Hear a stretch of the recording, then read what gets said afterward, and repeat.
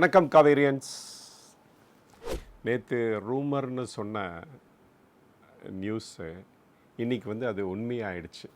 பாருங்கள், Trump 90 days time கொடுத்துருக்காரு எல்லா எக்ஸ்போர்ட்டிங் கண்ட்ரீஸுக்கும். அஃப்கோர்ஸ் இது ரொம்ப நல்ல நியூஸ் அப்படின்னு தான் சொல்லுவேன் நான். ஏன் அப்படின்னா 90 daysக்குள்ளே இந்தியா கூட ஒரு அக்ரிமெண்ட் அமெரிக்காவோட நெகோஷியேட் பண்ணி கன்க்ளூட் பண்ண முடியும் அப்படின்னு தான் சொல்லலாம். ஏன்னா நம்மளுடைய டாக் வித் அமெரிக்கன் ரெப்ரசன்டேட்டிவ்ஸை இன் அட்வான்ஸ் ஸ்டேஜில் தான் இருக்குது அப்படின்னு தான் சொல்லணும். அதனால் ஒரு விடிவு காலம் பிறக்கும். அப்போ ட்ரேட் டாக்ஸ் நல்லா இருக்கிறப்ப ஈவன் நம்மளோட ஷேர் மார்க்கெட்டும் அதை பேஸ் பண்ணி ஃப்யூச்சரில் நல்லா இருக்குன்னு தான் சொல்லணும்.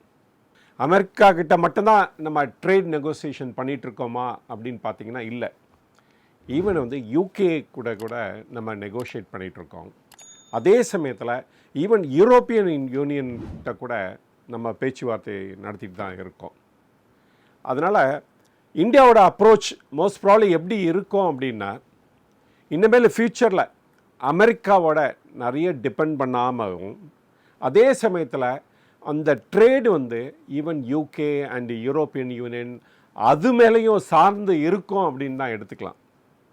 அப்படியே நிறைய எக்ஸ்போர்ட் பண்ண வேண்டியது இருந்தால் கூட ஒரு அமெரிக்காவோ இல்லாட்டா அதர் கண்ட்ரீஸாக இருந்தாலோ அஸ் ஃபார் அஸ் பாசிபிள் பேலன்ஸ்டாக ரன் பண்ணுறதுக்கு ட்ரை பண்ணுவாங்க அப்படின்னு எடுத்துக்கலாம்.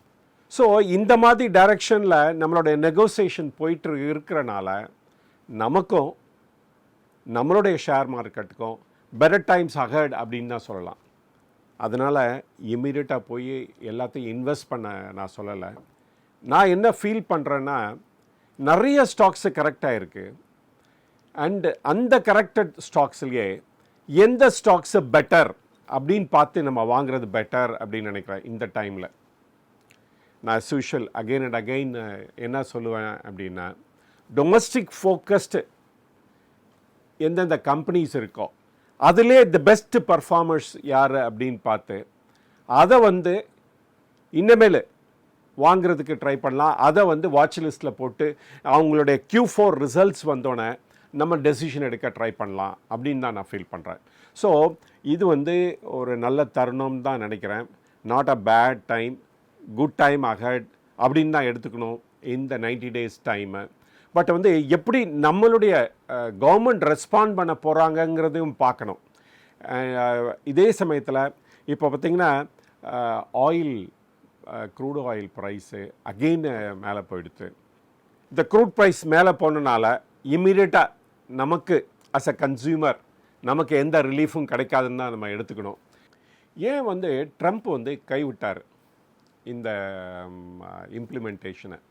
இல்லாட்டா லிபரேஷன் டேன்ட்டு அவ்வளோ சொல்லிகிட்டு இருந்தவர் ஏன் இந்த லிபரேஷன் டேயை போஸ்ட்போன் பண்ணிட்டார் அப்படின்னு பார்த்தோம் அப்படின்னா, இது எக்கனாமிக்கலி எடுத்துக்கோங்க, இல்லாட்டா ஃபினான்ஷியலி எடுத்துக்கிட்டாலும், இல்லாட்டா பொலிட்டிக்கலி எடுத்துக்கிட்டாலும் அன்சஸ்டைனபிள் அப்படின்னு தான் சொல்லணும். இது நடைமுறைக்கு ஒத்து வராது அப்படின்னு தான் நம்ம சொல்லணும். இப்போ நிறைய லீடர்ஸ் இன்க்ளூடிங் எலன் மஸ்க் அவர் இந்த டாரிஃப் ஆர்டரை கண்டெம் பண்ணிட்டார் ஆக்சுவலாக. அப்புறமேலே other industrial like JP Morgan ஓட சிஇஓ அவர் கூட அதாவது இந்த டாரிஃப் ரிசர்ஷனுக்கு தான் கொண்டு போய் விடும் அப்படின்னு வேற கமெண்ட் வேற பண்ணியிருந்தார். நிறைய இண்டஸ்ட்ரியல் லீடர்ஸ் இன் அமெரிக்கா இதுக்கு அகெயின்ஸ்டாக சொல்லியிருந்தாங்க. அதனால் இது எப்படி சஸ்டெயின் ஆகும் அப்படின்னு ஒரு ஃபியர் வந்தனாலையும் ட்ரம்ப்பு மாற்றிருக்கலாம் அப்படிங்கிறத சொல்லலாம்.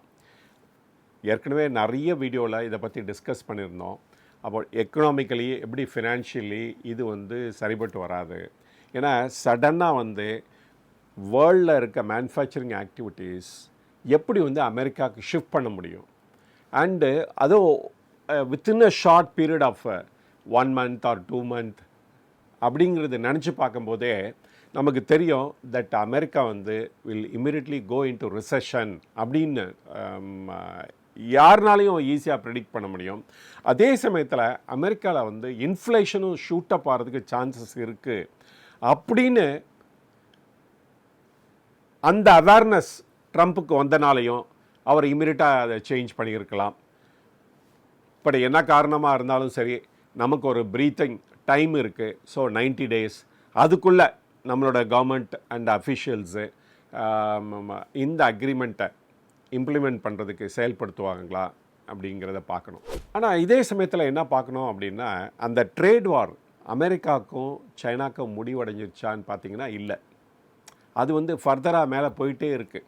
அண்டு இவர் ஒரு 30%ங்கிறாரு, அவங்க 50%ங்கிறாங்க, அப்படியே போயிட்டே இருக்குது. இன்றைக்கி வந்து 125% வரைக்கும் அமெரிக்கா வந்து வரி விதிச்சிருக்காங்க அகெயின்ஸ்ட் சைனாவோட எக்ஸ்போர்ட்டுக்கு.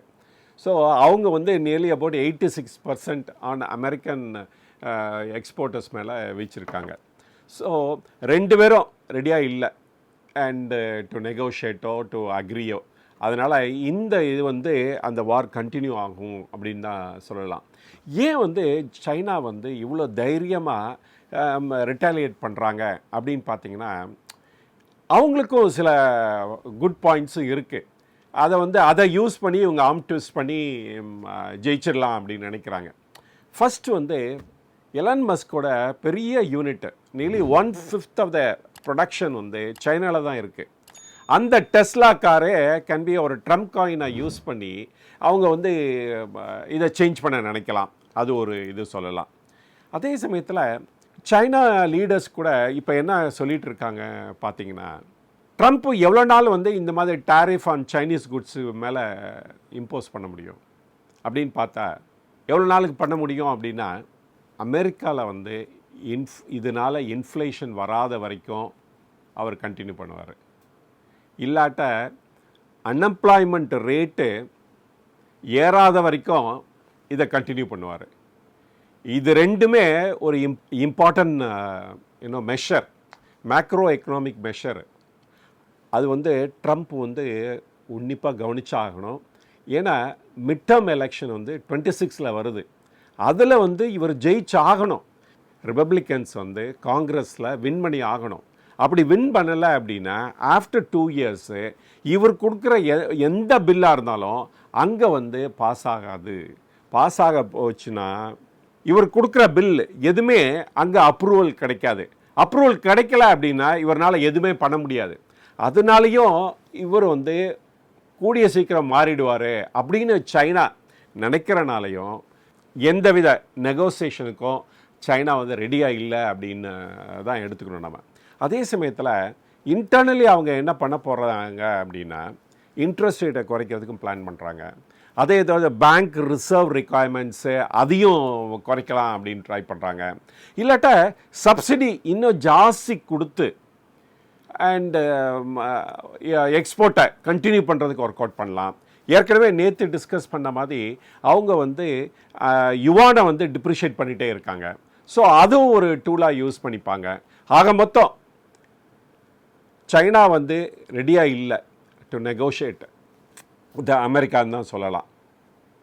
பார்ப்போம் எவ்வளோ நாள் வந்து இந்த ஸ்டாண்ட் ஆஃப் இருக்குல்ல அமெரிக்காவுக்கும் சைனாக்கும் இருக்குது கண்டினியூ ஆகும் அப்படின்ட்டு. அதே சமயத்தில் ஆர்பிஐ இப்போ வந்து ஒரு 25 basis point குறைச்சனால 6% கிட்ட இப்போ வந்துருச்சு ரெப்போ ரேட்டு. இதை வந்து பேங்க்கு அதை வந்து அவங்களுடைய பாரோவர்ஸ்க்கு பாஸ் ஆன் பண்ணால் மேபி அவங்களுடைய லோன் புக்கு கூட க்ரோ ஆகிறதுக்கு சான்சஸ் இருக்குது. இதே சமயத்தில் நம்ம இன்னொன்று பார்க்க வேண்டியது இருக்குது. நேற்று வந்து ஆர்பிஐ வந்து டிராஃப்ட் ரெகுலேஷன் அனௌன்ஸ் பண்ணியிருக்காங்க. எதுக்கு அப்படின்னா, இந்த கோல்டு லோன் வாங்குறவ ஆர் கொடுக்குற இன்ஸ்டிடியூஷனு என்னென்ன ரூல்ஸ்லாம் ஃபாலோ பண்ணோம் அப்படின்னு சொல்லி கொடுத்துருக்காங்க. இது டிராஃப்ட் ஸ்டேஜில் தான் இருக்குது. இது அப்ரூவல் ஆகிறதுக்கு இன்னும் கொஞ்சம் நாள் ஆகும். அதில் வந்து கீ பாயிண்ட்ஸ் மட்டும் என்னன்னு பார்த்தோம் அப்படின்னா, பேங்க்கும் வந்து இப்போ நிறைய வந்து கோல்டு லோன் கொடுக்குறாங்க. And NBFC that is non banking finance company சில பேர் வந்து இந்த கோல்டு லோனே மெயின் பிஸ்னஸாக ரன் பண்ணிகிட்ருக்காங்க. Like Muthoot finance, Manappuram finance, இவங்கெல்லாம் வந்து இதுதான் மெயின் பிஸ்னஸாக ரன் பண்ணிகிட்ருக்காங்க. இருந்தாலும் டிஃப்ரெண்ட் பேங்க்ஸும் என்பிஎஃப்சியும் டிஃப்ரெண்ட் வே ஆஃப் லெண்டிங்கும் ஃபாலோ பண்ணிகிட்டு இருக்காங்க. Especially the loan to value அப்படின்னு சொல்கிற பாருங்க, அந்த இதில் நிறைய டிஃப்ரென்ஸ் இருக்குது. பேங்க் வந்து 60 to 70% மேலே அவங்க த லோன் டு வேல்யூ எடுத்துக்கிறது இல்லை. தட் இஸ் அந்த வேல்யூ ஆஃப் த கோல்டு எடுத்துக்கிட்டு அதில் வந்து 60% to 70% தான் லேர்ன் பண்ணுறாங்க. பட் அதே சமயத்தில் என்பிஎஃப்சிலாம் பார்த்திங்கன்னா நியர்லி அபவுட் 80% வரைக்கும் கொடுக்குறாங்க. அந்த கோல்டு வேல்யூவில் 80% வரைக்கும் கொடுக்குறாங்க. இப்போ ஆர்பிஐயோட நியூ டிராஃப்ட் ரெகுலேஷன் என்ன சொல்லுது அப்படின்னா 75% இந்த ரெண்டு என்டிட்டியும் ஸ்ட்ரிக்டாக அட்ஹர்ட் பண்ணணும் அப்படின்னு சொல்லியிருக்காங்க. அதே சமயத்தில் என்பிஎஃப்சி வந்து லிபரலாக இருப்பாங்க, ரெனியூ பண்ணுறதுக்கோ இல்லை டாப் அப் பண்ணுறதுக்கோ. அதை வந்து இப்போ கர்டைல் பண்ணணும் அப்படின்னு டிஃபால்ட் இல்லைன்னா அவங்களுக்கு டாப் அப் பண்ணலாம், இல்லாட்டா ரெனியூவல் பண்ணலாம் அப்படின்னு சொல்ல அந்த ரெகுலேஷனும் இப்போ கொண்டாட போகிறாங்க. ஸோ இது வந்து ஒரு செட்பேக் கொடுத்துச்சு இந்த கோல்டு ஃபைனான்சிங் கம்பெனிஸ்க்கு. பட் ஆனால் கிளாரிஃபிகேஷன் ஆர்பிஐலேருந்து வந்த உடனே தென் வந்து அகெயின் வந்து ஸ்டார்டட் மூவிங் அப் அப்படின்னு தான் சொல்லணும். பட் வந்து என்றைக்கு வந்து இந்த டிராஃப்ட் ரூல் வந்து ஆக்சுவலாக இம்ப்ளிமெண்ட் ஆக போகுதுங்கிறத பார்க்கணும். அப்புறமேல் தான் இது வந்து ஃபோர்ஸ்குள்ளே வரும். பட் ஆனால் ஒரு ஆச்சரியமானது என்ன அப்படின்னா, எங்கே லோன் கொடுக்கணுமோ பேங்க்கு அங்கே விட்டுட்டு இதில் வந்து கோல்டு லோனில் கான்சன்ட்ரேட் பண்ணுறது ரொம்ப ஷாக்கிங்காக இருக்குது. For example the Catholic Syrian bank, the Federal bank, south Indian bank, இவங்கெல்லாம் பார்த்திங்கன்னா ஹியூஜ் அமௌண்ட் வந்து அவங்க டோட்டல் டெபாசிட்ஸில் லோனாக கொடுத்துட்ருக்காங்க. தெர் இஸ் கோல்டு லோனாக கொடுத்துட்ருக்காங்க. இப்போ for example Catholic Syrian bank எடுத்துட்டிங்கன்னா நியர்லி 45% ஆஃப் த அட்வான்சஸ் வந்து இந்த கேட்டகரி கீழே தான் வருது. But the Federal bank and south Indian bank பார்த்திங்கன்னா அபவுட் 10 to 13% வரைக்கும் கொடுத்துட்ருக்காங்க.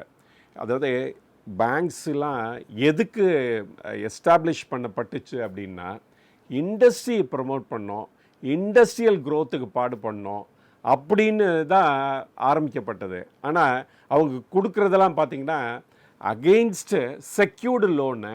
அதுக்கு எவ்வளோக்கு எவ்வளோ அந்த என்பிஐ குறைக்கணுமோ அதுக்கு தகுந்தாப்பில் வித் நோ ரிஸ்க் டேக்கிங்கில் இவங்களாம் லென் பண்ணிகிட்ருக்காங்க அப்படின்ட்டு.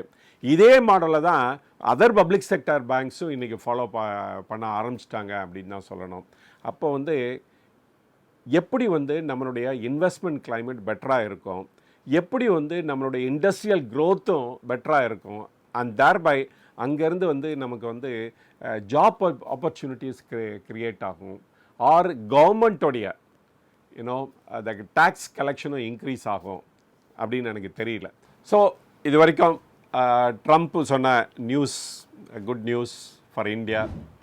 அண்டு அப்புறமேலே ஏன் வந்து சைனா வந்து அமெரிக்காவோட நெகோஷியேட் பண்ணதுக்கு ரெடியாக இல்லை, அண்டு கடைசியாக இந்த ஆர்பிஐயோட புது பாலிசி ஃபார் கோல்ட் லோன்ங்கிற அத்தனை நியூஸையும் பார்த்தோம். ஸோ இது வரைக்கும் பொறுமையாக இந்த வீடியோ பார்த்ததுக்கு ரொம்ப நன்றி. மீண்டும் சந்திப்போம். வணக்கம்.